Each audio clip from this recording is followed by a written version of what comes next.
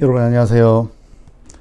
BTBS bedtime Bible Story 시즌 2 킹스 말씀으로 고고 시작합니다.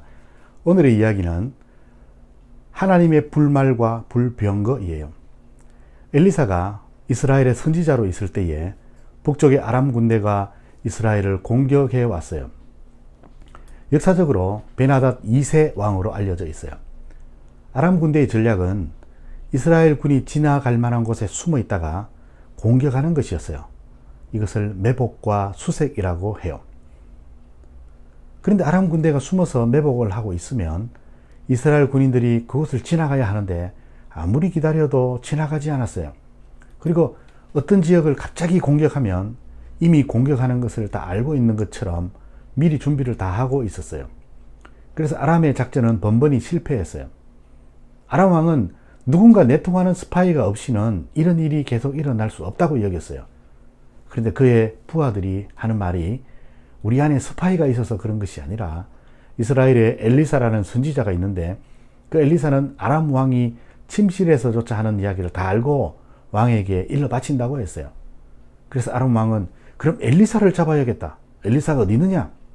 엘리사는 도단이라는 곳에 있다고 했어요. 그래서 말과 병거를 보내서 밤새 도단성을 포위했어요. 한밤중에 몰래 갑자기 일어난 일이었어요. 아침이 되었어요. 엘리사의 사환이 일어나 밖을 보니 아람 왕의 군사와 말과 병거가 성읍을 에워싸고 있었어요. 그래서 선지자님 큰일 났습니다. 어떻게 하면 좋을까요? 하면서 이 사실을 엘리사에게 이야기했어요. 그런데 엘리사의 반응은 뜻밖이었어요. 엘리사는 그 사환에게 두려워하지 마라. 우리와 함께 있는 자들이 그 사람들보다 더 많다고 했어요. 엘리사의 사환의 눈에는 아무것도 보이지 않았지만 엘리사의 눈에는 하나님의 군대인 불말과 불병거가 자신을 지키고 있는 것을 볼 수 있었어요. 그래서 엘리사는 기도했어요. 하나님, 나의 사환의 눈을 열어서 하나님의 군대를 보게 해주세요. 그랬더니 그 청년의 눈에 하나님이 보낸 불말과 불병거가 성에 가득하고 엘리사 선지자를 둘러 있었어요. 아람 사람들이 엘리사에게 내려왔어요. 그때 엘리사는 하나님께 기도했어요. 하나님, 저 아람 군사들의 눈을 어둡게 해주세요. 그 아람 군사들이 보아야 할 것을 제대로 보지 못했어요.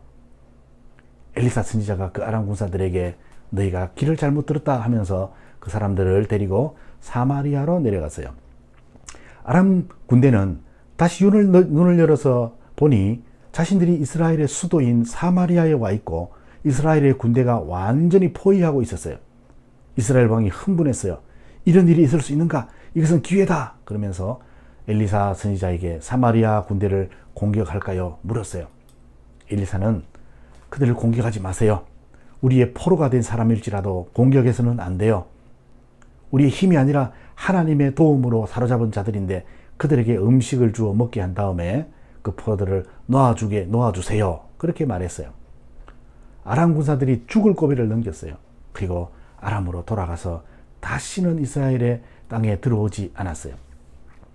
이 세상에는 우리의 눈에 보이지 않는 것들이 많아요. 하나님도 보이지 않아요. 하나님이 보낸 천사들도 보이지 않아요. 그러나 하나님은 우리의 눈에 보이지 않지만 우리를 언제나 보호해 주세요.